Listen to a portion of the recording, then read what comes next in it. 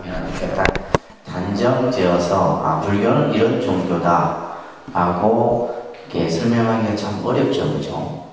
그냥 보통 이제 불교하면 그냥 뭐 절에 가서 불공하고 뭐 제지내고 이런 정도 개념으로 이제 일반적으로 이해를 합니다. 근데 오늘 이 불교의 특징이라고 하는 내용을 중심으로 해서 여러분들이 불교가 어떠한 종교인가, 부처님의 가르침이 얼마나 위대한가 신가에 대해서 한번 알아보는 시간을 갖도록 하겠습니다.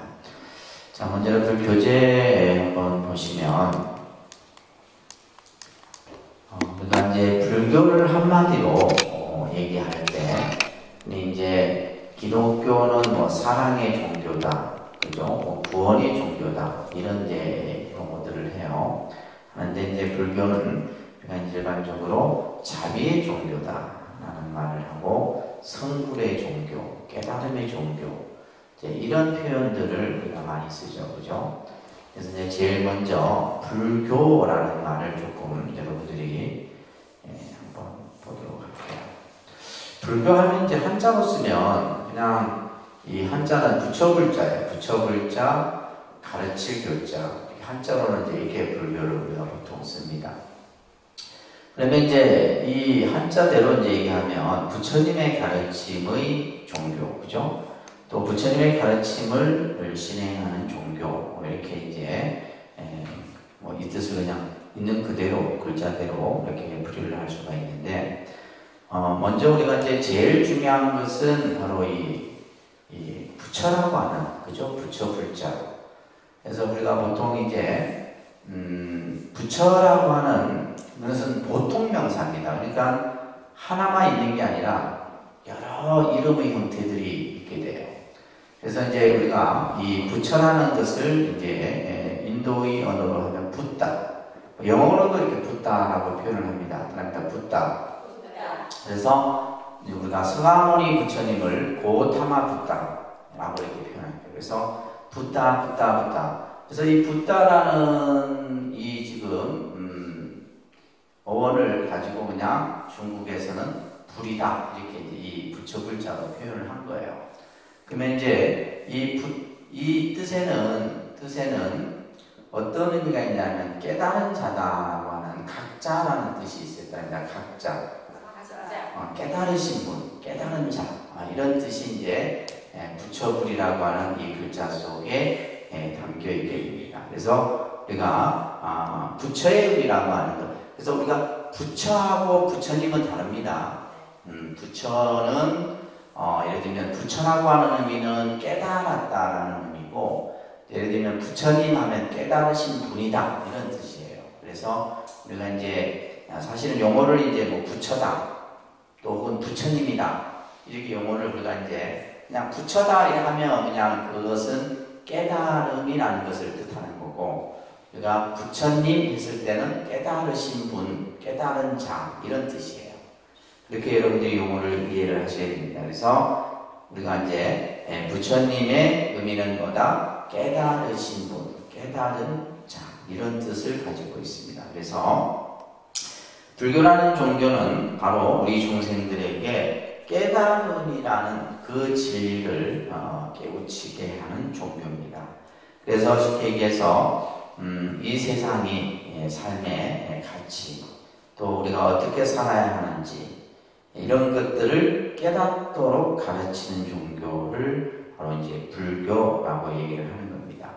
그래서 불교는 어떤 구원이나 어떤 의미보다는 스스로 깨달음이라는 것을 강조하죠. 그죠? 깨달음. 그래서 우리는 자각이라고도 얘기합니다. 자각. 그래서 이제 이 깨달음인데 그 깨달음이라는 것이 도대체 뭐냐라는 거예요. 그죠? 깨달음. 그 깨달음을 다른 말로는 또 합니다. 진리, 법. 그러니까 진리다 혹은 법이다. 그러니까 우리가 예를 들면 다르마 이렇게 표현하기도 하는데 바로 이제 그러한 뜻을 우리는 깨달음이다. 그러면 도대체 그 깨달음이라는 것을 우리가 이제 불교에서 부처님의 깨달음을 어떻게 표현하냐면, 여러분들 이제 금강경 같은 경기를 보면 이런 표현이 나와요. 안욕따라 삼명삼보리라는 용어 많이 들어보셨을 거예요. 그죠? 그러니까 안욕따라 삼명삼보리 금강경 읽다 보면 이 용어가 굉장히 많이 나와요. 안욕따라 삼맥삼보리, 안욕따라 삼맥삼보리, 안욕따라 삼맥삼보리 이런 용어들이 나오는데 그게 어떤 의미냐면 바로 밑에 우리 교재에도 나와 있듯이 무상, 정등, 정각, 무상, 정등, 정각이라고 하는 그런 이제 뜻을 가지고 있어요. 그래서 무상이라는 말은 최상의 이런 뜻이에요. 정등은 보편적인, 정각은 바른 깨달음.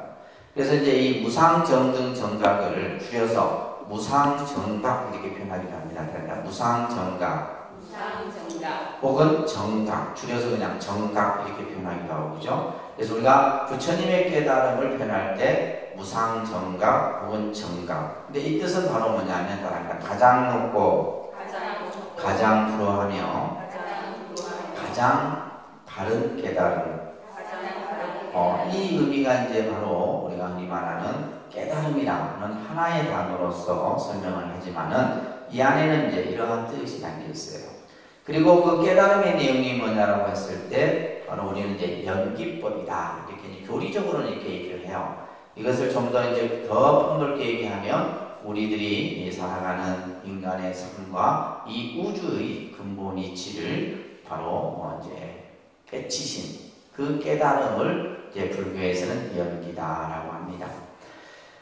자, 그래서 불교는 부처님의 깨달으신 진리를 가르쳐 보이는 교법을 만들어 그것을 통한 올바른 인생관, 세계관, 생활관을 가지는 불타주의를 말한다. 그래서 우리가 불교라는 이것을 용어로 얘기하면 부디즘 이렇게 표현합니다. 불타주의, 그죠? 부디즘. 그래서 불교 신자를 부디스트 이렇게 하는 거예요. 그리고 이제 우리가 예를 들면 기독교인들을 크리스찬 이렇게 하듯이 불교 신자들을 부디스트 이렇게 표현하고 불교라는 이제 용어 자체가 이제 바로 부디즘 이렇게 영어권에서는 그렇게 표현하는데 이 불교라는 종교는 뭐예요? 부처님의 가르침, 그죠? 불교 부처님의 가르침을 통해서 부처님이 깨달으신 그 진리를 우리가 깨닫도록 가르치는 종교.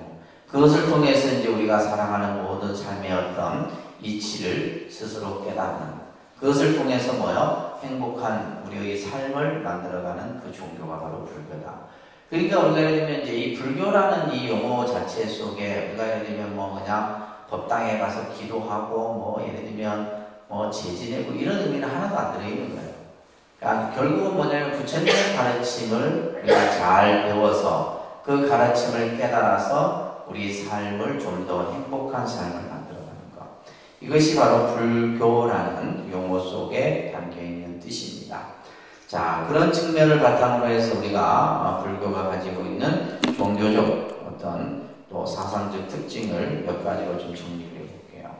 다릅니다. 첫 번째가 이제 인간을 중심으로 한 종교인데 그 옆에다가 인본주의라고 써놓으십시오. 인본주의. 그러니까 예를 들면 이제 인본주의라고 하니까 이제 사람이 모든 것에, 그죠? 사람이 모든 것의 근본이다 하면 또 너무 사람에만 국한되잖아요. 그래서 여기에다가는 또 이제 생명 중심의 종교다. 생명 중심의 종교.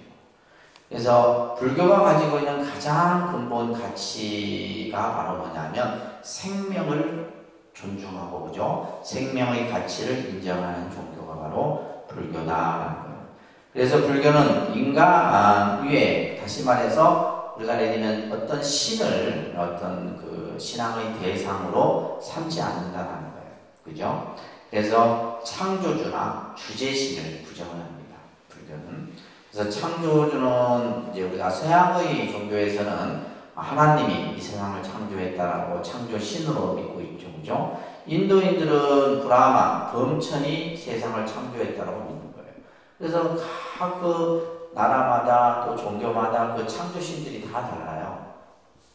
그렇지만 이제 불교는 그러한 창조주나 주제신이라고 하는 것은 뭐냐면 인간을 그냥 좌지우지, 인간의 기중하복을 주재하는 그러한 이제 신을 불교에서는 부정을 합니다.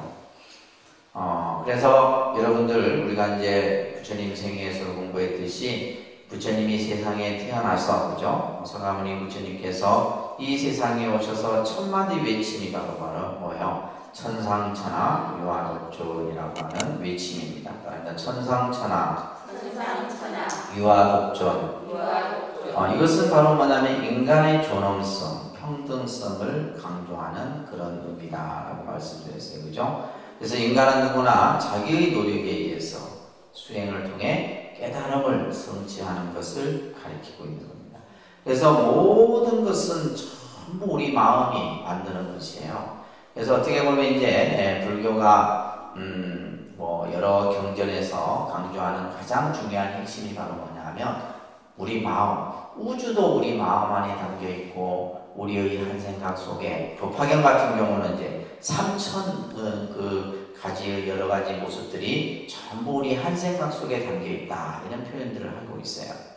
자, 그래서 이러한 모든 것은 내가 만들어 간다는 거예요. 그래서 생명이 그 각자의 생명이 이 세상의 중심이다 이런 얘기예요.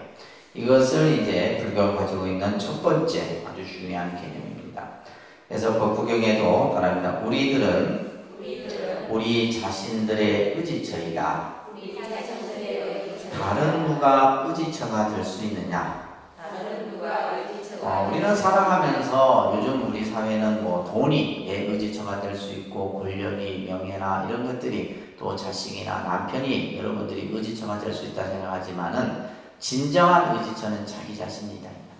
다른 것을 의지하게 되면 그것은 의지의 대상이 될 수 없다. 왜? 그것은 일시적이고 유한적이기 때문에 그래요. 있다가 없어진다 이 말이에요.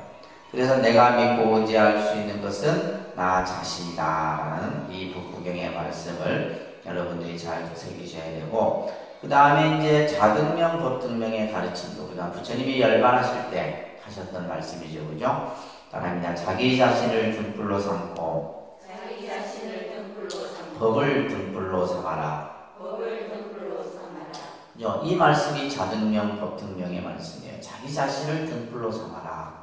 법을 등불로 삼고 다른 어떤 것을 의지처로 삼지 말아라. 이런 말씀을 지금 이제 또 우리가 경전에서 볼 수 있고요. 그 밑에 이제 바깥이여 법을 보는 자는 나를 보고 나를 보는 자는 법을 본다라고 하는 이 구절은 아주 중요한 구절이에요. 이 바깥이라고 하는 이는 누구냐 하면 병이 들어서 이제 임종을 얼마 남겨두지 않는 노비구였었어요. 부처님 당시 때에 우리가 예를 들면 부처님이 이제 누구나 다 부처님을 만날 수 있고 있지만은 이 바깥이는 출가를 하고 나서 한 번도 부처님을 본 적이 없어요. 출가를 했지만은 이제 아무래도 이제 뭐 이렇게 그 당시에는 여러 절들이 떨어져 있고 스님들이 수행하는 공간이 닿다 보니까 출가를 한 이후에 부처님을 한 번도 본 적이 없어요. 그래서 그리고 나서는 이제 평생을 수행을 하다 이제 병이 들어서 이제 얼마 이제 남지 않은 삶을 살고 있었는데 늘 혼잣말로 내가 죽기 전에 부처님을 한번 배웠으면 이런 혼잣말로 하는 얘기를 옆에 있던 스님이 듣고는 부처님이 계신 청사로 가서 지금 어느 사원에 한 병들어 죽어가는 노비구가 있는데 마지막 혼자서 하는 말이 부처님을 한번 뵙고자 합니다. 이렇게 얘기를 해요. 그래서 부처님이 친히 이제 쉽게 말하면 병문안이죠, 그죠? 이 바깥의 처소를 방문하게 돼요. 그러면서 이제 부처님이 그 처소에 들어서자 이렇게 누워있던 바깥이가 부처님을 보는 순간 몸을 추스려서 일어나려고 해요. 그때 부처님이 하시는 말씀이 그대로 누워있거라 이렇게 얘기를 합니다. 그러면서 이 썩어 없어질 몸뚱아리를 보고 예배한들 무엇하겠느냐 이 얘기를 하신 거예요. 그러니까 나를 뭐하러 보려고 하느냐 이 말이에요. 이 썩어 없어질 이 몸뚱아리를 보고 예배한들 무엇하겠느냐. 그러면서 이제 하시는 말씀이 이제 법을 보는 자 나를 보고 나를 보는 자 법을 본다. 유명한 그 부처님 말씀입니다. 법을 보는 자 나를 보고 나를 보는 자는 법을 본다. 자, 여러분들은 절에 와서, 절에 가면 이제 우리가 불상을 모셔드리잖아요. 그죠? 법당마다. 또 이제 뭐 통도사 있는데 보면 12법당에 12부처님들이 전부 불보살들이 모셔져 있는데, 여러분들은 법당 가서 불상을 보면서 뭘 느끼세요? 예? 뭘 느끼세요? 그냥 그 불상의 모습을 한번 유심히 바라본 적 있으세요? 우리가 이제 이 그 상이죠, 상. 하나의 상인데, 그것은 이제 부처님의 모습을 형상화시켜 놓은 거예요. 형상화시켜 놓은 거예요. 근데 그것을 상을 상으로 보면 뭐가 되는 거예요? 상을 상으로 보고 우리가 절을 하면 그것은 우상숭배가 되는 거예요. 그래서 이제 기독교인들이 맨날 불교를 이제, 그죠? 불교를 이렇게 막 그냥 좀 이렇게 비난할 때 하는 말이, 불교는 우상을 숭배하는 종교다. 이 얘기를 해요. 왜냐하면 여러분들이 맨날 상에만 보고 그냥 절을 하니까 그래요. 근데 실제 우리가, 이 불상이라고 하는 것은 부처님의 형상을 이제 우리가 형상화시켜 놨지만은 거기에다가는 이제 우리 마음이 그 불상 속에 전부 깃들어져 있는 거예요. 그래서 우리가 지금 이제 이 3층에도 지금 삼존불 조성을 지금 우리가 하고 있지만은 불상이 그냥 만들어지는 게 아니에요.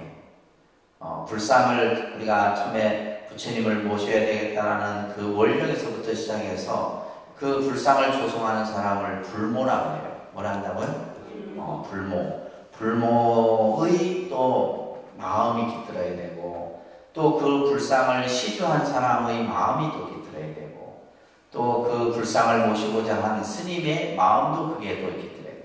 그러니까 불상이 하나가 만들어지기까지는 어마어마한 공력이 필요한 거예요. 그리고 그것을 또 만들어지고 나서는 뭐예요? 우리가 저만식이라는 의식을 통해서 부처님의 그 형상을 단지 형상이 아닌 우리가 하나의 예배의 대상으로서의 똑같은 부처님이 이 자리에 앉아 계신 것처럼 모시는 그런 의식을 하게 되죠. 근데 중요한 것은, 자, 우리가 어떤 종교든지 그 종교의 성전 안에는, 그죠? 그들이 믿는 어떤 하나의 표시가 있어요. 우리가 예를 들면 불교는 법당에 불상을 모셔놓고, 예를 들면 교회는 뭐예요? 아무것도 없나요? 교회? 아니죠. 교회 가면 십자가에 못 박힌 예수 그리스도 상이 있단 말이에요. 그 사람들은 그걸 보고 기도를 하고 예배를 하고 찬송을 하죠. 그러면 그들은 이 십자가에 못 박힌 예수 그리스도의 모습을 보고 이 사람들은 뭘 느껴요? 뭘 느낄 것 같아요? 물어보세요. 교회 다니는 사람한테.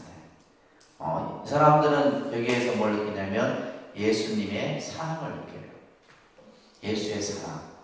누구의 인간의 원죄를 짊어지고, 그죠? 인간의 죄를 대신 짊어지고 십자가에 못 박힌 예수 그리스도의 사랑, 그 다음에 구원이라는 그것을 그들은 거기서 느끼는 거예요. 그러면 여러분들은 불상을 통해서 뭘 느끼는 말이에요? 이게 중요한 거예요. 근데 그것을 아무런 거 없이 그냥 상만 보고, 그냥 뭐 절만 냈다 하고 이러면 뭐 그런 거예요. 우상이에요, 우상. 여러분들은 불상을 보고 뭘 느끼세요? 그럼 우리는 뭘 느껴야 될까요? 부처님이 다 앉아있는 뭐 석굴함에 부처님이 됐든 뭐 통도사에, 그죠? 모셔진 부처님이 됐든 어느 사찰의 부처님이 됐든 그 부처님을 통해서 우리는 뭘 해요? 부처님의 그 형상 속에 비춰지는 자비를 우리는 느껴야 되는 거예요. 부처님이 중생을 향한 무한한 중생에 대한 자비, 그리고 그 자비 속에 담겨있는 부처님의 뭐예요? 지혜. 자비와 지혜가, 이게 바로 뭐예요? 이게 바로 뭐예요? 법이에요. 부처님의 자비와 부처님의 지혜가 그 불상을 통해서 느껴져야 돼요. 그래서 우리가 그냥 상으로만 보면 안 되는 거예요. 그래서 금강경에 보면 나를 형상으로 나를 보려 하거나, 그죠? 모습으로 나를 보려 하거나, 소리로서 나를 찾고자 한다. 우리가 맨날 그래요. 막 서가모니불 막 소리로서 부처님을 찾으려고 한다는 말이에요. 그러면 그것은 진짜 신부를 볼 수 없다는 말이에요. 우리는 진짜 부처를 봐야 돼요. 진짜. 가짜 부처가 아닌 진짜 부처를 보려고 하면 그 불상에서 뭘 느껴야 돼요? 자비와 부처님의 지혜가 여러분들이 느끼게 돼요. 이것이 바로 뭐예요? 법입니다. 그래서 서가모니 부처님께서 이 바깥에게 이 썩어 없어질 형체, 이 모습을 봐서 무엇하느냐. 법을 보는 자, 다시 말해서 자비와 지혜를 보는 자는 바로 뭐예요? 나를 보는 것이고, 나를 보는 자는 법을 본다. 이 얘기를 하신 거예요. 그러니까 불교라는 종교가, 그러니까 예를 들면 어떤 종교든지 다 마찬가지예요. 다 그들이 믿는 어느 하나의 어떤 상징적인 것을 둔다는 말이에요. 그것을 두는데 그것을 어떠한 관점에서 바라보느냐에 따라서. 그래서 우리가 예를 들면 다나 천연선사 같은 경우는 이 선사가 이제 한참 수행을 할 때 어느 암자에 들어갔었어요. 암자에 이제 겨울이었는데 날이 너무 추웠는데 이제 방에 불도 안 떼져 있는 상태예요. 그래서 나무를 찾아도 나무가 없어. 그래갖고 찾다가 법당에 들어가는데 법당에 모셔진 부처님 불상이 목불이야, 목불. 나무로 된 부처님. 그래갖고 이제 그 나무로 된 불상을 그냥 도끼로 쪼사갖고 분부를 떼갖고 이제 뜨뜻하게 잠을 잔 거예요. 아침에 이제 스님들이 이제 새벽 예불을 하러 법당에 들어갔는데 어떻게 해요? 불상이 없는 거예요, 불상이. 막 스님들이 난리가 나요. 누가 도둑놈이 들어서 불상을 훔쳐가다 해서 막 찾다 보니까 그 객실에 타다남은 불상의 이제 모습이 흔적이 나요. 그래갖고 막 자고 있는 스님을 깨워서 스님이 이 불상을 이렇게 불로 태웠냐고요. 막 여러 스님들이 막 그냥 비난을 하는 거예요.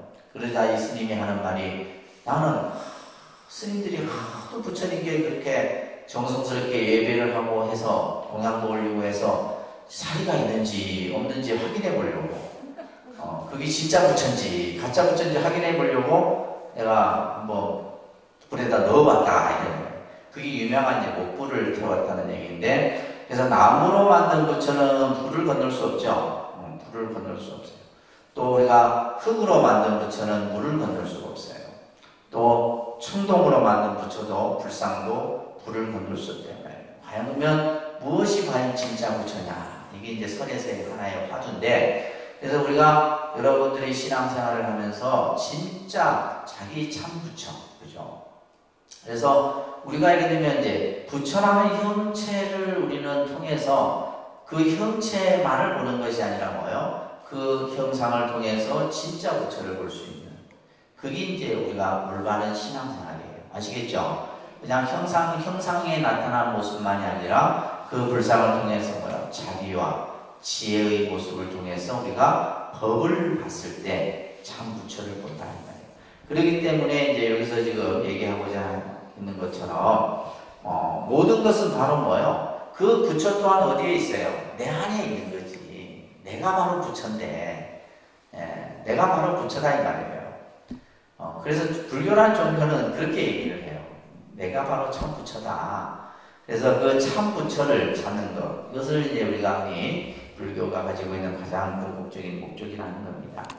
그래서 그 밑에 보게 되면 마음과 부처와 중생은 다 똑같다. 마음이다, 그러니까 부처다, 중생이다 라고 하는 것은 다 똑같아서 이것은 어떤 차별도 없다라고 하는 하엄경에 나오는 아주 유명한 구절이에요.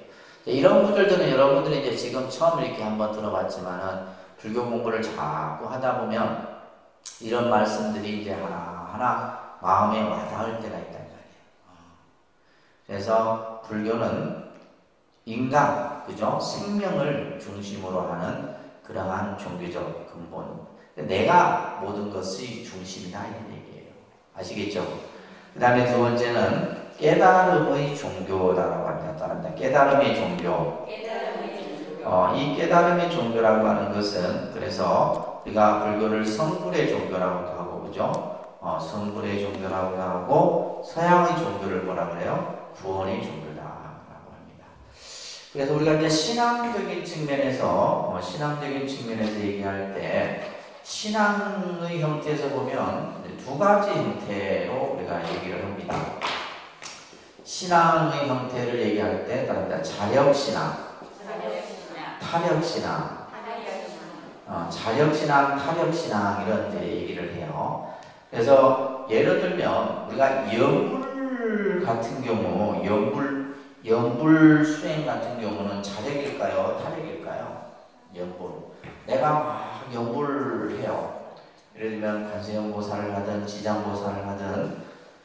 근데 우리가 봤을 때는 그냥 그런 어떤 연불 수행 같은 경우는 내가 기도를 함으로써 불보살이 나에게 가피를 준다 이런 개념으로 생각하는 분들이 많은데 그게 아니에요. 연불 수행은 100% 자력입니다. 자력이에요.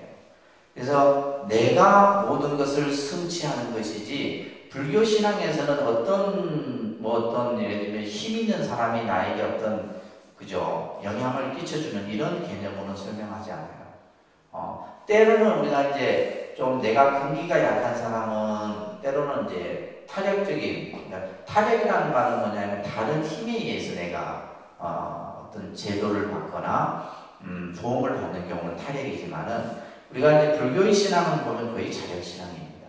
우리가 예를 들면 참선도 그렇고 절도 그렇고 그죠? 모든 수행이 내 스스로 하는 것이지 누가 나를 대신해 주는 게 아니다 이 말이에요. 그래서 연불도 마찬가지예요. 연불 신앙 같은 경우도 자력신앙이라고 우리가 얘기를 하는 겁니다. 그 밑에 열반경에 나오는 구절이, 유명한 구절이 있어요. 그런데 일체중생, 시류불성, 모든 생명은 다 불성이 있다. 자, 여기서 불성이라고 하는 것은 부처가 될 수 있는 성품. 그죠? 모든 생명은, 아직까지 부처라는 얘기는 아니에요. 무슨 말인지 아셨죠? 부처가 될 수 있는 그 근본, 그 성품이 있다라는 것이지, 부처다라고 얘기하는 것은 아니다. 이 성품이 있기 때문에 우리가 뭐예요? 다 수행을 하면 모두가 다 부처가 될 수 있는 가능성을 가지고 있다라고 하는. 그래서 이제 우리가 흔히 불교는 깨달음의 종교고 자각의 종교다 이렇게 얘기를 하는 겁니다. 세 번째 여러분들을 보시면 현실주의라고 좀 써놓으세요. 여기다가 세 번째는 뭐라고요? 현실주의입니다. 현실주의. 자, 우리가 현실적인 가르침의 종교가 바로 불교다. 그래서 불교라는 종교는 우리가 살고 있는 지금 현재, 그죠? 지금 현재, 이 시각, 현재의 이 모든 기준에서 모든 것들을 설명을 합니다. 자, 예를 들면 우리가 시간으로 치면 과거, 현재, 그죠? 미래라고 하는 이제 시간을 얘기를 합니다.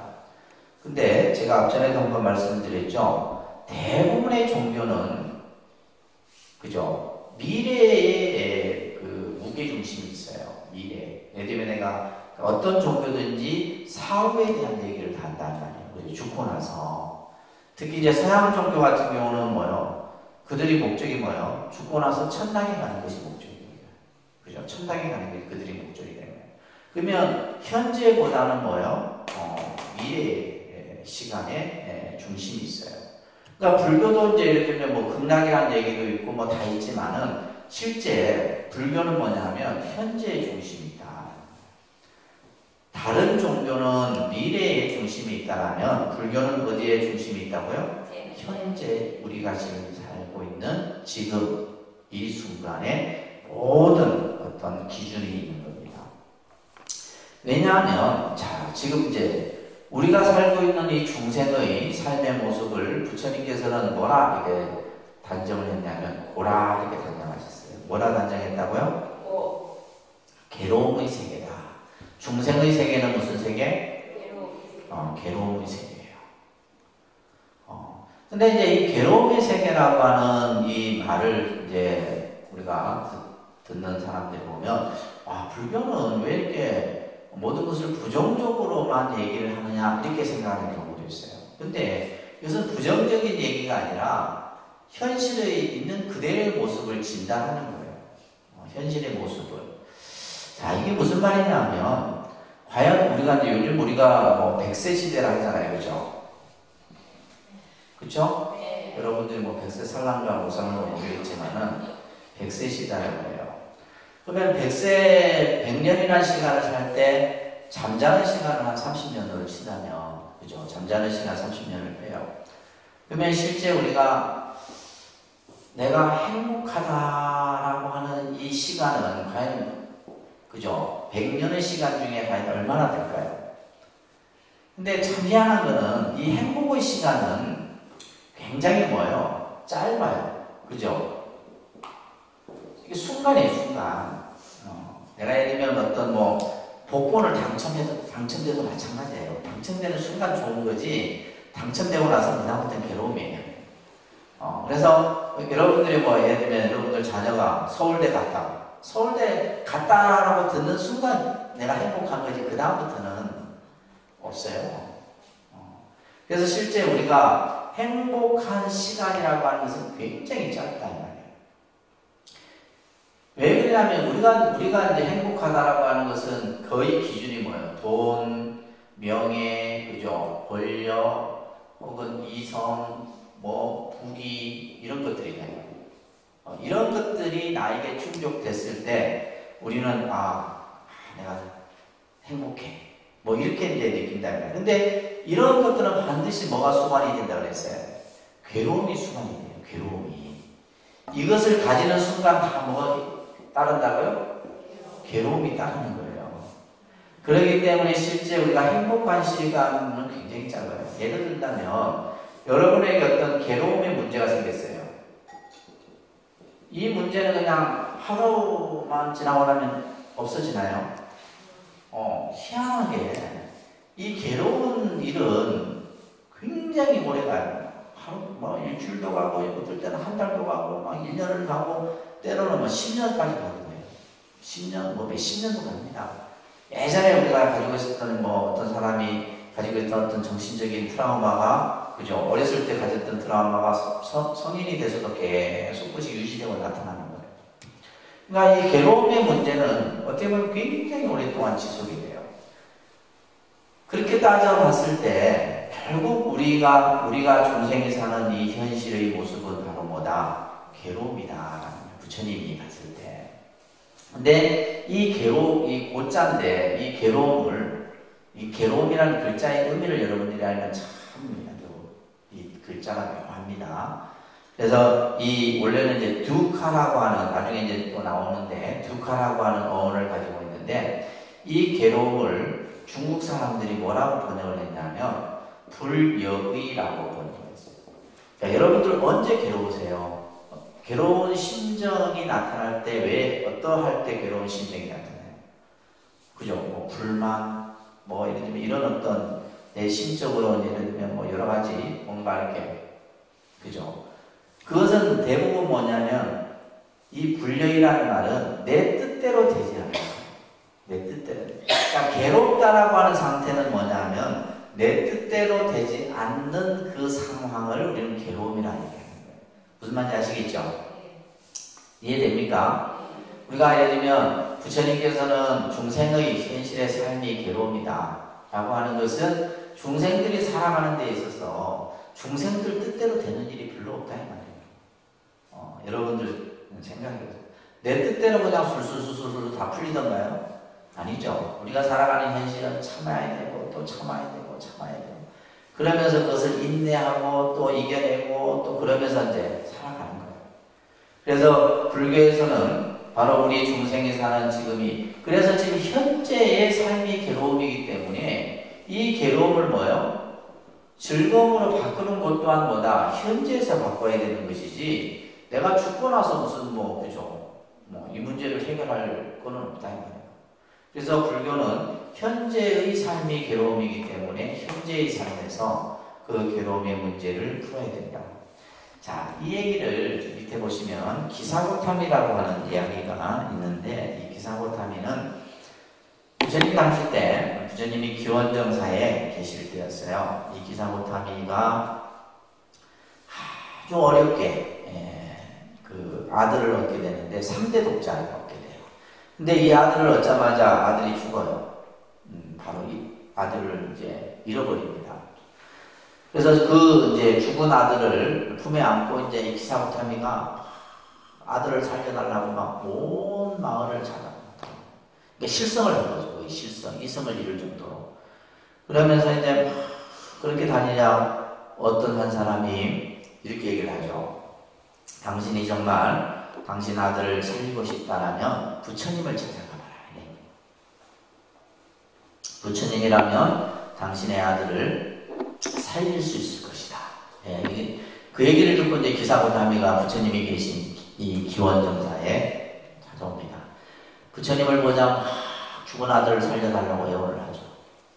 이때 부처님이 이런 얘기를 합니다. 정말 당신의 아들을 살리고 싶느냐? 살리고 정말 우리 아이를 살고 싶다. 그러면 내가 시키는 대로 할 수 있겠느냐? 할 수 있다. 뭐든지 할 수 있다. 그래서 부처님이 뭐라 했냐면 지금 마을에 내려가서 죽지 않은 집을 찾거든 그 집에서 쌀 한 대씩을 얻어와라 얘기한 거예요. 그래서 이제 기사고타미가 이제 마을에 내려가서 집마다 문을 두드려서 여기에서는 죽은 사람이 있습니까 없습니까? 근데 보니까 다 집마다 죽은 사람. 근데 보면 뭐 나이가 들어서 죽은 집도 있고 어린아이가 죽은 집도 있고 그죠? 또 예를 들면 뭐 남편이 죽은 집도 있고 어느 집도 죽지 않은 집이 없는 거예요. 이때 기사고타미가 깨달은 거예요. 사람은 누구나 태어나면 죽는구나. 그러면서 단지 그 죽음 또한 뭐예요? 전부 다 각기 다르잖아요. 태어나자마자 죽기도 하고 3살 살다가 죽기도 하고 10살에 죽기도 하고 20살에 죽기도 하고 그냥 80이 돼 죽기도 하고. 그래서 이때 기사고타미가 사람은 누구나 태어나면 죽는데 그 죽음이라는 것이 갑자기 이렇게 인연 따라 다 다르다는 것을 깨닫게 돼요. 그래서 이 기원정사에 와서 기사고타미가 이제 그때 들어갈 때는 뭐예요? 마음의 평정을 찾은 거죠. 그래서 이제 이 아들을 장례를 치르고 기사고타미는 출가를 한 그런 이야기가 경전에 나오는데 여기에서 말하고자 하는 얘기가 뭐냐면 우리가 생각했을 때 부처님이 가지고 계신 능력이라면 죽은 아들도 살릴 수 있겠죠. 충분히 살릴 수 있습니다. 근데 그것이 이 괴로움의 근본 해결책이냐라는 거예요. 아니라는 거죠. 살려놓으면 또 죽잖아요. 결국은.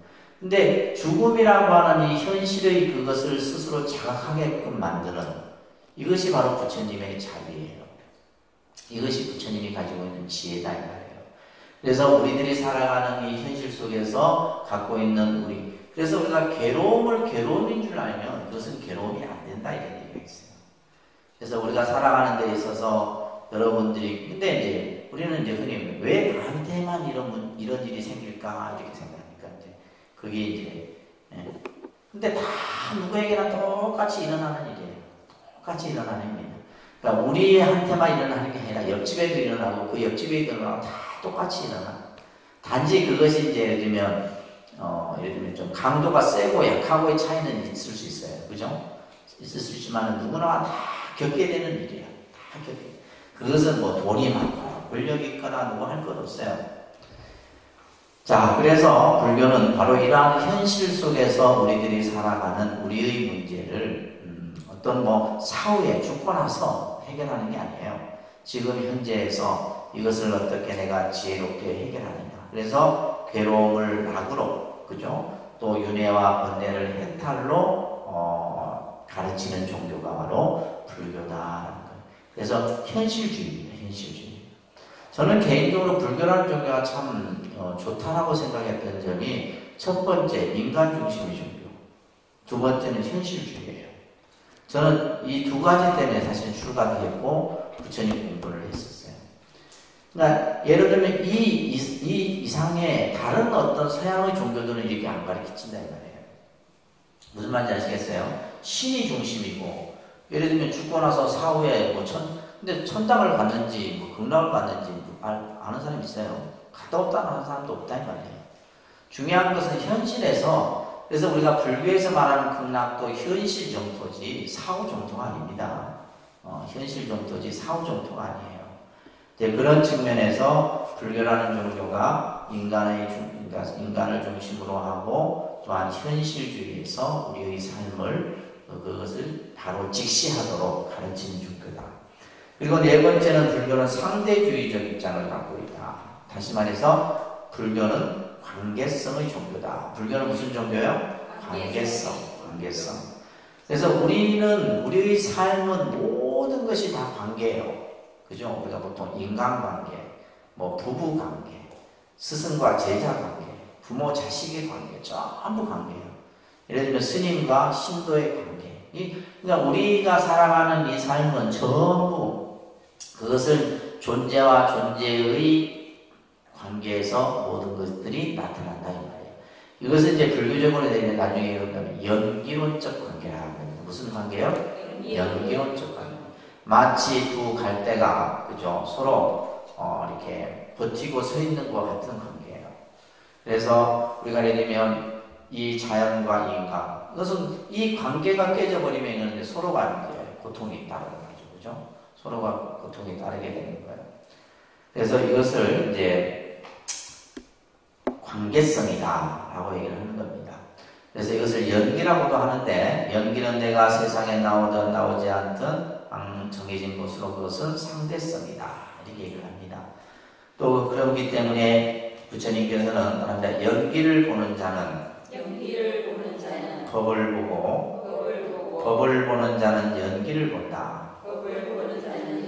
그래서 우리가 법이라는 개념, 이것을 연기다. 이 연기라고 하는 것이 뭐냐면 이 우주가 그죠? 우주에서 모든 현상과 현상이 만들어진 관계를 연기라고 보는 거예요. 그래서 우리가 이 세상에 태어난 것이 어떻게 태어났느냐? 관계로서 태어난 거예요. 관계로서. 이 세상에 존재하는 것이 무엇 때문이냐? 관계의 법칙으로 존재하는 거예요. 그것을 이제 불교가 연기라는 이제 교리적 개념을 가지고 설명을 합니다. 다섯 번째는 관용의 종교예요. 얼마 전에 이제 어디죠?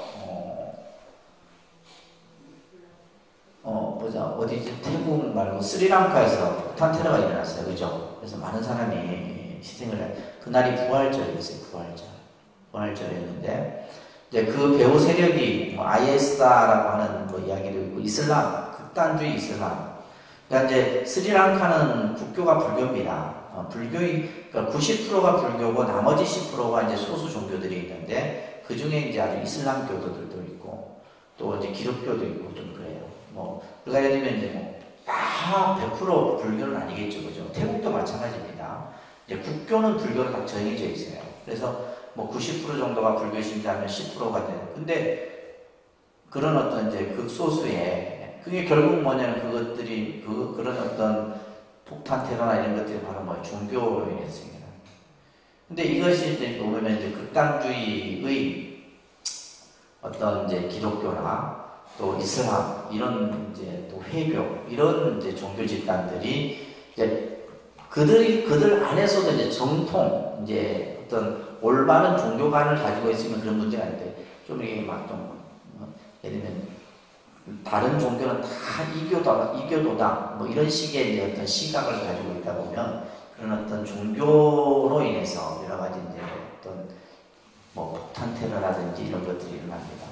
그래서 요즘에 세계의 여러 가지 어떤 그런 폭탄 테러 이런 것들 보면 전부 종교와 관련되어 있는 거예요.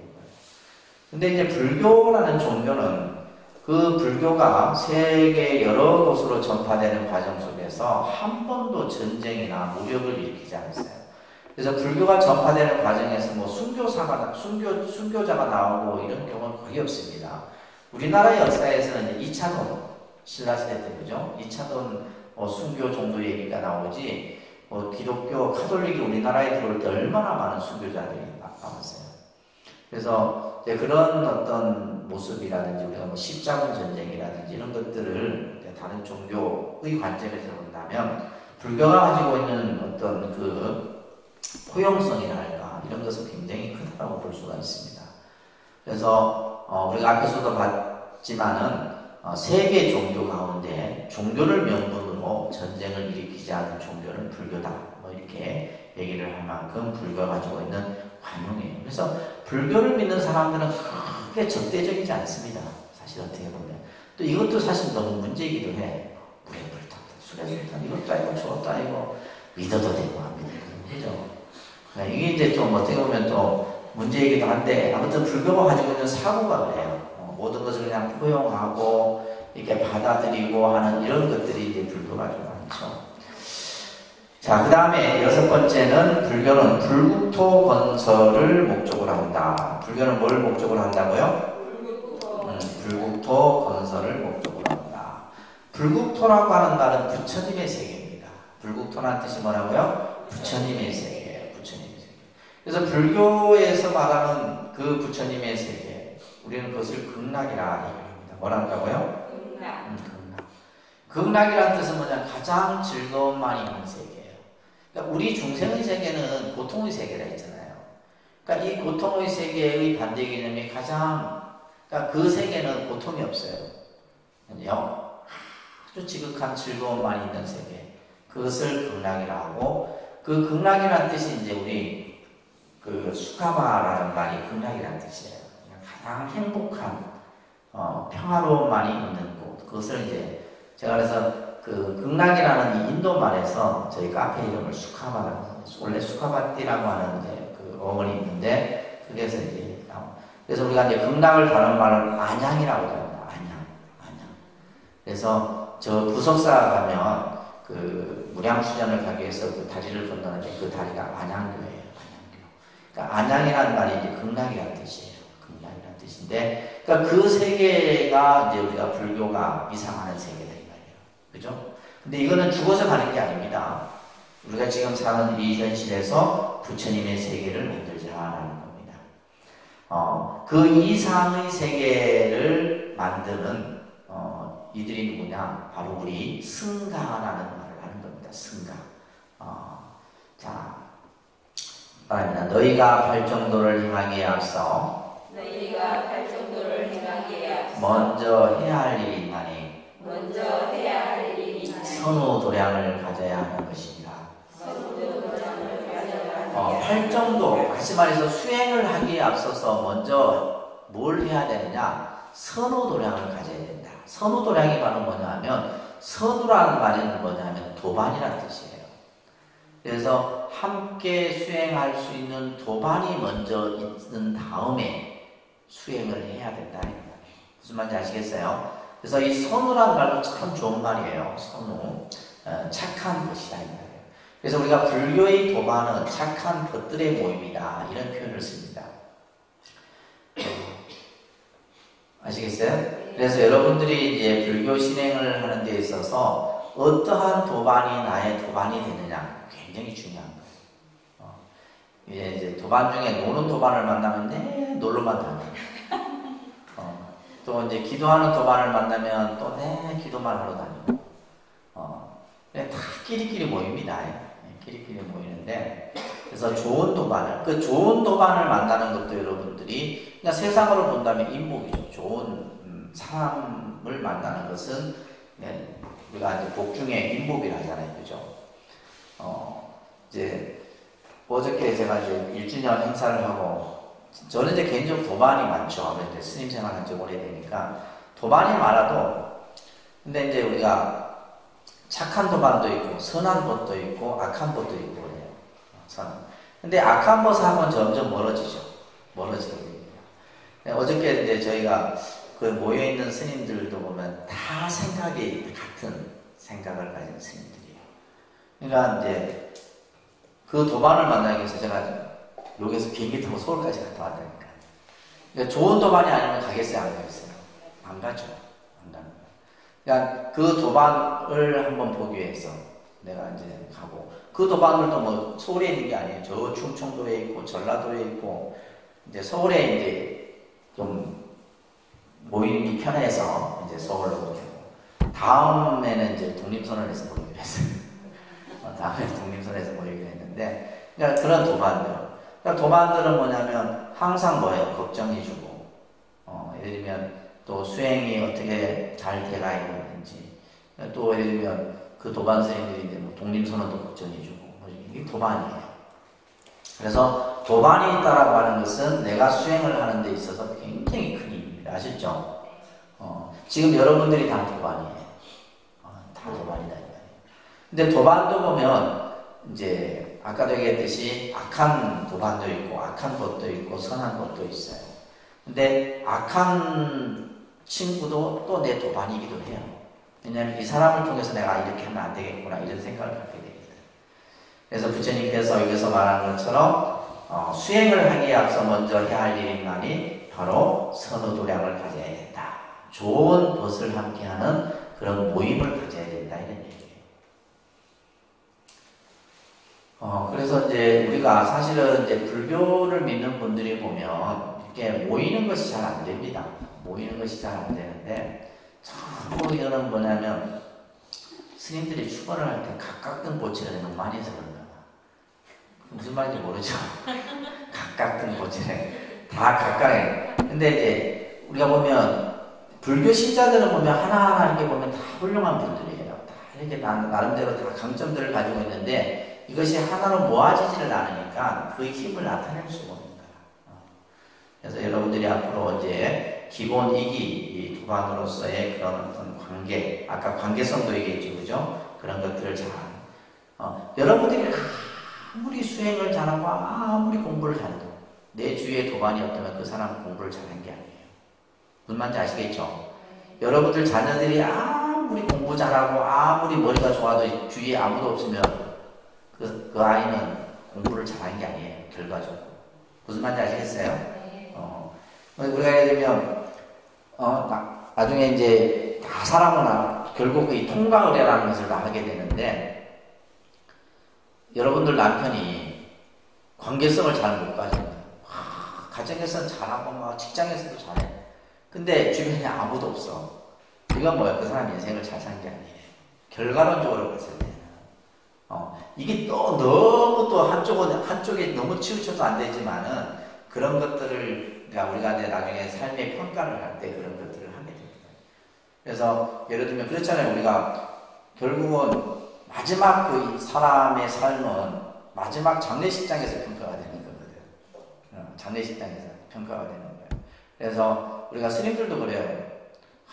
보면 이제 어느 한 스님이 돌아가시는 그 스님을 위해서 마음이 움직여서 우리가 다 이렇게 모이는 거잖아요. 참 그 스님 평상시 참 잘 살았구나 이런 생각을 하게 됩니다. 그래서 선우도량을 가져야 되는 겁니다. 아셨죠? 그래서 그 밑에 보시면 말합니다. 사람들은 나를 선우로 삼음으로써 노병사로부터 자유로울 수 있다. 여기서 나라고 하는 나를 선으로 삼는다는 것은 그죠? 부처님이 나의 도반인 거예요. 나를 선으로 삼아라 이 말이에요. 나를 도반으로 삼음으로써 너희들은 노병사로부터 이 노병사가 뭐예요? 우리 중생의 가장 근본 고통이잖아요. 이 괴로움으로부터 너희들은 벗어날 수 있다 이 말이에요. 나를 선으로 삼음으로써 노병사로부터 자유로울 수 있다. 그래서 우리가 이 선우라는 말, 우리가 선우도량을 만들고 부처님의 세계를 만들고 지금 우리 이 독림선언 이곳이 바로 뭐예요? 부처님의 세계다 이 말이에요. 그렇잖아요. 부처님 세계가 따로 있는 게 아니에요. 지금 이 자리가 바로 부처님의 세계고 이곳에 모여 있는 여러분들이 바로 선우도량이다 이런 뜻이에요. 아시겠죠? 그래서 함께 우리가 수행하고 함께 기도하고 함께 공부하고 함께 봉사하고 모든 것을 그렇게 해나가는 거예요. 자, 그 다음에 7번째 진리의 종교다. 진리의 종교. 그 옆에다가 과학의 종교다라고도 얘기 써놓으세요. 불교는 말합니다. 진리의 종교이며 과학의 종교다. 그러니까 우리가 이제 이 과학이라고 하는 것은 문명의 발달함으로 인해서 과학도 함께 발전하게 되죠. 지금은 이제 우리가 상상할 수 없는 어저께 이제 개혁법회 때도 큰 스님 본문에서도 말씀하셨듯이 앞으로 뭐 30년, 50년 후면 이 지금 세상은 어떻게 변할지도 모릅니다. 그때 되면 이제 종교에 대한 이런 것들도 굉장히 없어져요. 희박해지면. 뭐 누구 말대로 큰 스님 말씀처럼 불교밖에 안 남는다. 이렇게 종교 중에 이런 말씀하셨지만은 그만큼 이제 그러니까 과학과 종교는 굉장히 이게 서로 밀접한 관계이면서도 한편으로는 과학의 영역에서 자꾸 종교의 영역을 이제 뭐랄까 이제 예를 들면 뭐 우리가 지금 말하는 창조설이라든지 그러니까 결국 창조설하고 과학의 뭐예요? 진화론하고 계속 상충을 하잖아요. 그래서 예를 들면 과학자들은 진화론을 얘기하고 종교 신학자들은 창조론을 얘기하고 그죠? 하고 특히 여러분들 이제 우리가 그 배아줄기세포인가요, 그죠? 이런 부분도 과학의 영역이거든요. 그걸 뭐냐면 사람이 새로운 생명을 만들어내는 거예요. 사람이 새로운 생명. 그러면 이제 종교적 영역에서 봤을 때 생명은 뭐예요? 신이 만들어야 되는데 과학이 이제 사람이 만드는 거잖아요. 그러면 그들의 어떤 논리로 봤을 때는 크게 아주 이제 기독교 같은 경우 위협을 받는 일이죠. 여러분들 과학의 아버지라 불리어지는 아인슈타인이 대학 강연에서 어떤 얘기를 했냐면 현대의 과학적 근거에 상응하는 종교를 꼽으라고 한다면 그것은 불교라고 말하고 싶다. 이런 얘기를 대학 강연에서 했어요. 누가요? 아인슈타인. 과학의 아버지잖아요. 이 아인슈타인이 이 세계의 종교 가운데 가장 과학적이고 가장 논리적이고 합리적인 종교는 불교다. 그러니까 여러분들이 생각하는 불교의 이상의 이 불교가 가지고 있는 그런 어떤 합리성, 논리성 이런 것들이 불교가 가지고 있는 겁니다. 그래서 말합니다. 불교는 합리적이고 윤리적이며 정의적인 법만을 설한다. 알 수 없고 볼 수 없는 것은 설하지 않는다.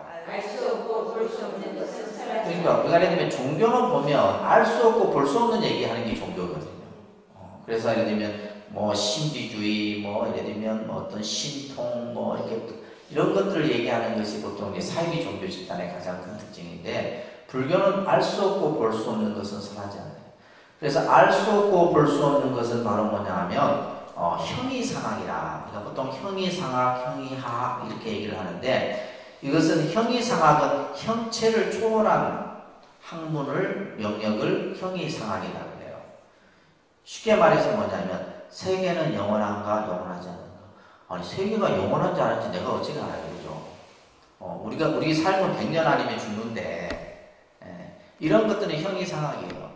예를 들면 신이 있느냐 없느냐 이런 것들도 마찬가지예요. 이런 영역들은 형이상학이에요.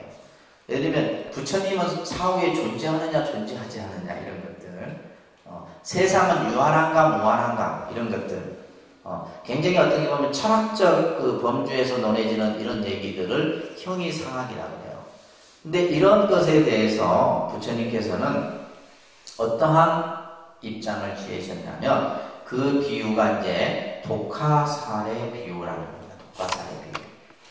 자, 여러분들 페이지 보시게 되면 부처님이 기원정사에 계실 때 말루카푸타라는 청년이 있었어요. 이게 수학자입니다. 수학자. 그러니까 인도인들이 보면 수학이나 이런 데 굉장히 능통해요. 천문, 지리 이쪽에. 그래서 우리가 0이라는 숫자도 인도에서 발견이 된 겁니다.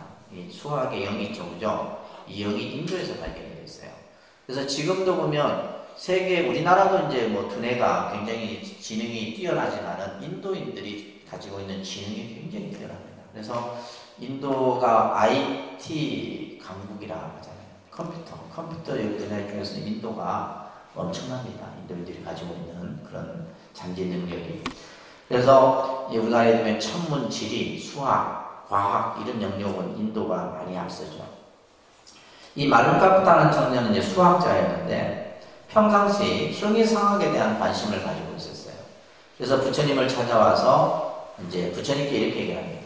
부처님이시여, 제가 가지고 있는 이 궁금증에 대해서 부처님이 답을 해주신다면 저는 부처님의 가르침을 따르겠다.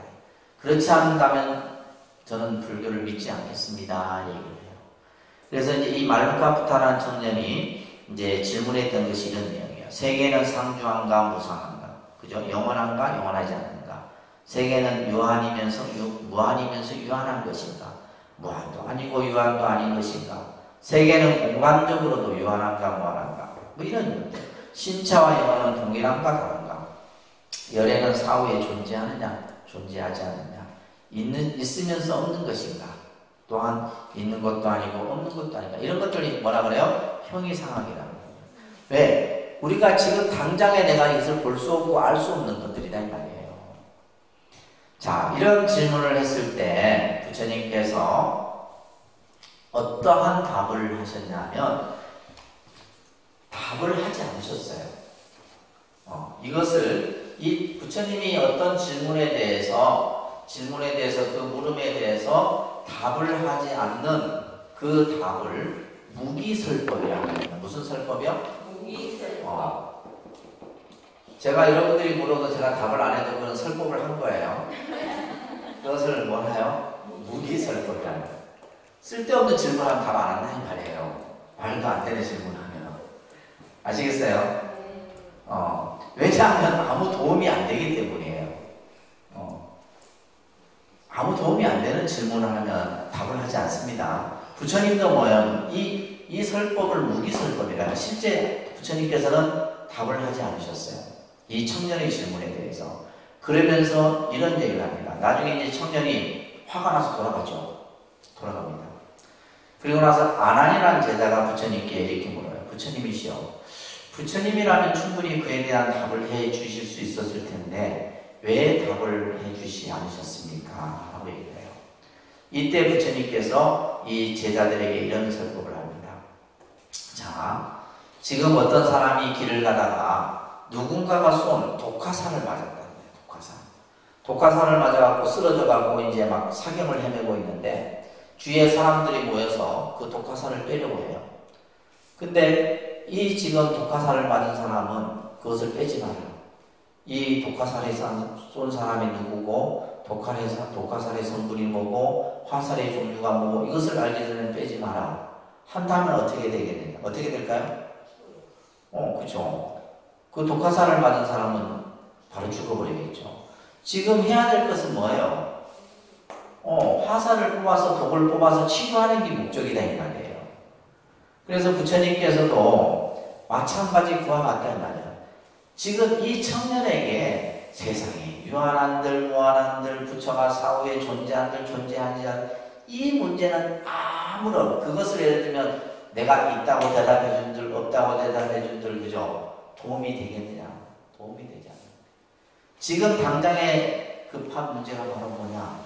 우리가 늙고 병들고 죽음이라고 하는 이 문제를 해결하는 것이 더 급한 일이지. 그러면서 이제 이 무기의 설법을 하신 겁니다. 그래서 부처님은 독화살을 비유를 설명하면서 우리들에게 가장 중요한 문제가 바로 뭐다? 우리에게 가장 중요한 문제가 뭐예요? 인생의 괴로움의 근본 문제. 인생의 무슨 문제? 괴로움의 문제예요. 그죠? 여러분들이 지금 처한 현실의 문제가 더 급한 거지. 어떤 사람은 이 문제를 나누고 뭐 신이 있느냐 없느냐, 부처가 있느냐 없느냐, 뭐 극락이 있느냐, 뭐 지옥이 있느냐 이런 걸 따지고 있기 때문에 이게 지금 급한 게 아니에요. 네, 여러분들 지금 눈앞에 떨어진 지금 현재의 이 문제가 더 급하고 급한 문제다 이 말이에요. 그러면서 윤회의 굴레에서 벗어나 해탈을 증득하는 것이 우선이다 이 말이에요. 그래서 부처님께서는 말합니다. 내가 설하지 않는 것은 설명하지 않는 그대로 받아들이는 것이 좋다. 또 내가 설한 것은 그대로 받아들이도록 하라. 그래서 우리가 부처님의 말씀을 있는 그대로 부처님의 말씀하신 그대로 우리가 믿고 행해야 된다는 얘기입니다. 그래서 부처님의 가르침은 잘 서해졌다 이 말이에요. 이 부처님의 가르침은 현실적으로 증명되는 것이고 때를 지나지 않아 과거가 있는 것이고 지혜가 있는 자는 스스로 알 수 있다.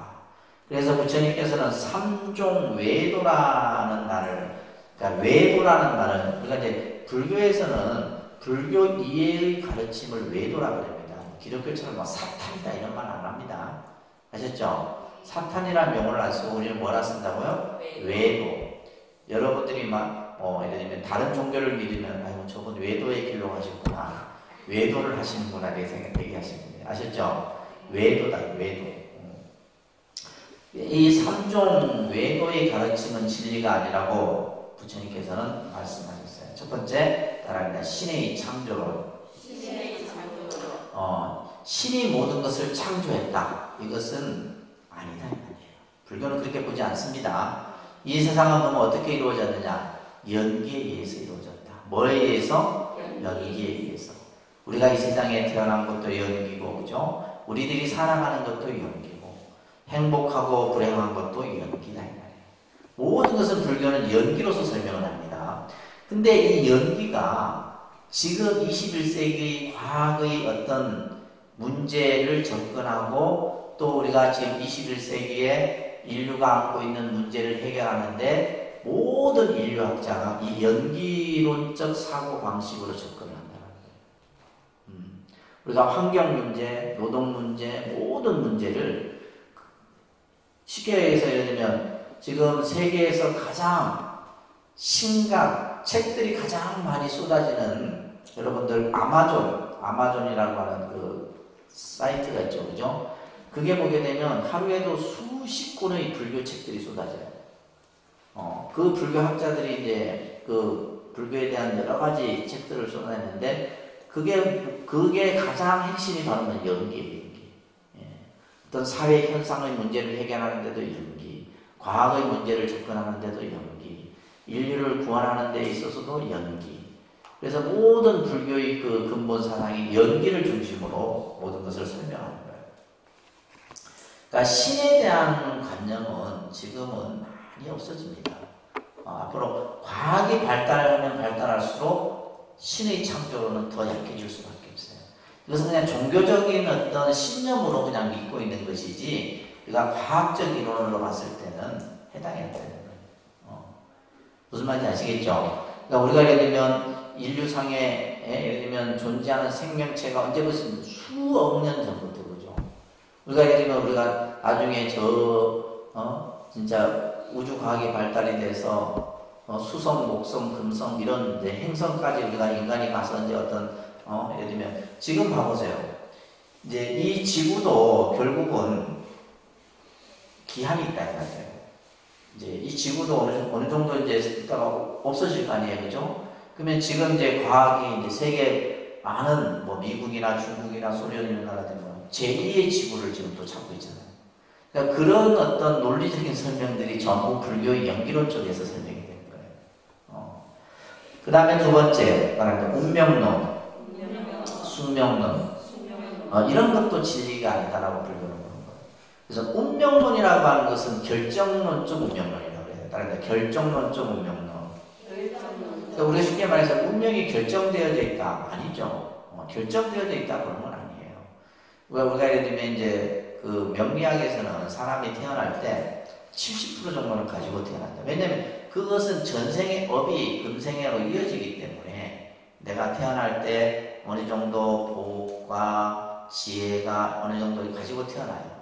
그렇지만은 내가 또 현재 살면서 그것이 그죠? 까먹는 경우도 있고, 예를 들면 새로 만들어지는 경우도 있단 말이에요. 예를 들면 딱 정해져서 이렇게, 예를 들면 10대는 이렇게 살고, 20대는 이렇게 살고, 30대는 이렇게 살고, 40대는 이렇게 정해진 게 아니다. 아셨죠? 그래서 우리가 운명론이라든지, 숙명이라는 것도 마찬가지예요. 숙명이라는 것도 결정론적 숙명. 이런 개념은 불교는 진리라고 보지 않는다는 거예요. 모든 것을 뭘로 본다? 연기로서 보는 거예요. 모든 것을 뭘로 본다고요? 연기로 본다. 우리가 살아가는 게 다 연기예요. 사람을 만나는 것도 연기고, 우리가 행복하고 불행한 것도 연기고, 전부 불교는 연기론 쪽으로 보는 겁니다.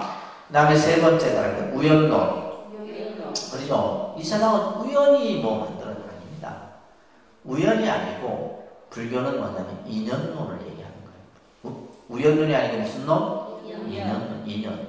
인연에 의해서 우리가 만나는. 우리가 예를 들면, 그죠? 그냥 봤을 때는 우연히 여러분들이, 그죠? 뭔가 일어난 것처럼 생각하지만은 아니에요. 그것은 다 인연이. 그래서 그걸 이제 우리가, 그 불교 용어에서 시절이 인연이다. 어제 창건법회 때도 스님이 시절 인연 얘기 하셨죠? 시절 인연 말을 많이 쓰는데, 다 때가 돼서 다 만나는 거예요. 그 일이 발생이 되는 겁니다. 그래서 시절 인연이 이루어져야지만 그것이 다 이루어지는 거예요. 하루아침에 이루어지는 게 아닙니다. 하루아침에 이루어지는 게 아니라 다 시절 인연이 돼야 되는 거예요. 그래서 불교에서는 우연히 뭐가 이루어졌다, 뭐 내가 우연히 뭐가 됐다, 이런 개념은 말하지 않는다. 자, 그 다음에 그래서 이제 부처님이 이러한 외도설을 비판적으로 말씀하시는 구절이 있는데, 자, 같이 한번 읽습니다. 만일, 자, 시작. 만일 모든 것이 신의 뜻에 따라서 일어난다고 하면 우리들이 나쁜 악행을 하는 것도 신의 뜻이라고 해야 할 것이다. 그리고 이것은 해야 한다, 이것은 해서는 안 된다는 의욕도 일어나지 않을 것이며 또 노력이라는 것도 있을 수가 없을 것이다. 아주 제가 좋아하는 경우 중에 하나입니다. 그렇죠. 우리가 예를 들면 신의론, 신의 창조론이나 우연론이나 숙명론이나 전부 여기에 갖다 배대해서 다 붙이면 다 설명되어지는 말들이거든요. 그렇잖아요. 그죠? 우리가 모든 것이 신의 뜻에 의해서 일어난다면 인간의 의지라고 하는 것은 아무 있을 필요가 없는 거죠. 예를 들면 신이 불행해지라면 불행해지고 신이 행복하라면 행복하고, 그들의 사고가 이제 기독교적인 사고인데 불교는 이것을 인정하지 않는다는 거예요. 숙명론도 마찬가지고, 그죠? 우연론도 마찬가지예요. 그래서 불교는 이러한 외도설에 대해서 비판적 견해를 가지고 있다. 그 다음에 이제 8번째는 불교는 체계적인 수행의 종교입니다. 그러니까 체계적인 수행의 종교. 그래서 그냥 막무가내식으로 우리가 불교를 배우는 것이 아니라 불교도 하나하나 단계를 여러분들이 밟아서 올라가요. 불교의 가르침은 굉장히 방대합니다. 여러분들이 그냥 우리가 알고 있듯이 8만 4천의 8만 대장경이라는 기독교는 신구약 합해서 66권밖에 안 돼요. 그러니까 우리가 예를 들면 화엄경만 해도 80권 화엄경인데 우리가 반야경만 해도 600부 반야예요. 권수만 해도 600권이에요. 어마어마합니다. 그런데 예를 들면 우리가 그러한 방대한 불교를 공부하는 데 있어서 체계적인 이런 어떤 과정을 통해서 우리가 해야 돼요. 또 불교는 여러 가지 수행들도 많잖아요. 참선 수행도 있고, 연불 수행도 있고, 주력도 있고, 강경도 있고, 여러 수행법들도 있잖아요. 근데 이제 이런 어떤 체계적인 수행의 어떤 개념을 우리가 세우지 않냐면 많은 사람들이 그냥 막연히 불교를 어렵다. 불교가 어려운 게 아니라 내가 알고 있는 그죠 불교적인 이해는 유치원 정도 단계밖에 안 되는데 여러분들은 맨날 듣는 게 이제 저 어디 보인들 얘기만 자꾸 들어서 하니까 안 되는 거야. 뭐 예를 들면 뭐 마음 안에 부처가 있다 이러니까 이게 무슨 말이에요, 그죠? 그걸 이해하려고 하면 엄청난 많은 공부들을 하고 나서 그게 이해가 되는 거예요. 예를 들면 일체유심조 마음이 모든 것을 만들어낸다 이런 본문도 마찬가지예요. 그래서 우리가 이제 하나하나 이것을 이제 우리가 신해행증이라 그럽니다. 신해행증. 자, 이거 꼭 기억하셔야 됩니다. 그러니까 신해행증. 첫째는 믿음이죠, 그죠? 그러니까 믿음이 굳건해야 돼요. 믿음. 부처님에 대한 믿음, 법에 대한 믿음, 승가에 대한 믿음. 그것을 우리는 삼보에 대한 믿음이라고 해요. 뭐에 대한 믿음? 삼보에 대한 믿음. 이 믿음이 먼저 갖춰져야 돼요. 그 다음에는 이해, 올바른 이해가 있어야 되겠죠, 그죠? 믿음이 갖춰지게 되면 올바른 이해. 이 신과 해는 마치 뭐와 같냐면 새의 두 날개와 같아요. 뭐와 같다고요? 이 신과 해가 둘 중에 하나라도 없으면 안 된다 이 말이에요. 이 둘은 함께 같이 갖춰져야 돼요. 그러니까 여러분들 이제 불교 공부를 한다라고 하는 것은 신해를 지금 닦는 거예요. 신해를 갖추는 겁니다. 그래서 믿음도 그죠? 종교적인 믿음도 갖춰야 되고 불교적인 이해도 갖춰야 되고. 근데 대부분 보면 다른 이제 뭐 불교 공부하고 이런 보면 그러니까 불교 이해만 가르치는 거예요. 불교 이해만. 그러니까 뭐냐면 불교가 어떻다 머릿속으로는 이제 막 해도 마음으로 내가 그 믿음이 갖춰지지 않아서 그러니까 신앙의 토대가 제대로 갖춰지지 않는 경우들이 많아요. 우리가 예를 들면 이제 이런 말이 있어요. 믿음은 있으나, 그죠? 따라합니다. 믿음은 있으나 이해가 부족하면 광신에 이르기 쉽고, 그죠? 믿음은 있는데 믿음은 막 그냥 그냥 돌덩어리도 뚫고 갈 수 있는 그런 믿음이 있어요. 옛날 이제 절에 다니는 분들이 이제 그런 케이스죠. 여러분들 어머니 세대들이 보면 얼마나 그때 믿음이 투철해요, 그죠? 근데 불교가 뭐 부처님이 누군지, 부처님의 어머니가 누군지, 뭐 연기가 뭔지 아무것도 몰라. 그냥 오로지 절에만 가서 그냥. 근데 이런 분들은 뭐냐면 맹신, 맹목적인 믿음에 빠진다 이 말이에요. 맹목적인 믿음에. 근데 이제 두 번째는 뭐냐면 말합니다.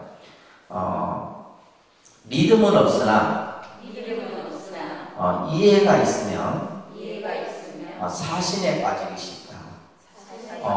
이 말은 뭐냐면, 근데 믿음은 없어요. 근데 예를 들면 이해는 많아. 불교를 막 공부를 많이 요즘에 막 보면 막 그냥 불교 공부하는 분들 많거든요. 그냥 마음속에 어떤 불교적인 믿음은 없는데 머리로 아는 건 많아요. 왜냐면 삿된 믿음에 빠지기 쉬운 거예요. 삿된 믿음에. 그래서 우리가 이 믿음과 이해라고 하는 불교에 대한 올바른 이해를 바탕으로 해서 그 다음에 뭐가 나타나냐면 행이 나타나는 거예요. 그 다음에 뭐가 나타난다고요? 결국 이 신해는 행을 하기 위한 단계다 이 말이에요. 신과 행이 있어야지만 행이 나타나요. 그러니까 요즘에 우리가 보면 뭐 사람들이 이 실천이 약하거든요. 실천이 안 되는 이유가 바로 뭐냐면, 첫째는 믿음이 없어서 그렇고, 두 번째는 뭐요? 해에 대한 이 부분이 부족해서 신해가 갖춰져 있지 않다 보니까 이 행이 안 되는 거예요. 행을 통해서 우리가 마지막에 증득이 되는데, 그래서 저희 이제 제가 항상 이제 불교 공부를 우리 불자님들에게 가르치면서 신해를 근본으로 해서 행의 단계까지, 그리고 나서 이제 증득의 단계가 이루어지게 되는 겁니다. 그래서 신의 행증의 체계적인 수행을 얘기하고 있다는 걸 꼭 여러분들이 기억을 하시기 바라겠고, 그 다음에 마지막에 불교는 지혜, 자비의 종교다. 이런 것들은 이제 또 낮은 후반부에 보면서 하나 또 설명을 드리도록 할게요. 아시겠죠? 자, 그래서 오늘은 불교가 어떤 종교다? 바로 생명 중심의 종교고 현실주의의 종교고 또 합리적이고 과학적인 그런 종교고, 그죠? 또 불국토 건설을 근본 입장으로 삼고 있고, 또한 체계적인 수행의 종교다. 이런 개념들을 여러분들이 정리를 좀 잘 해주시기 바랍니다. 아시겠죠? 불교가 좀 달리 보입니다.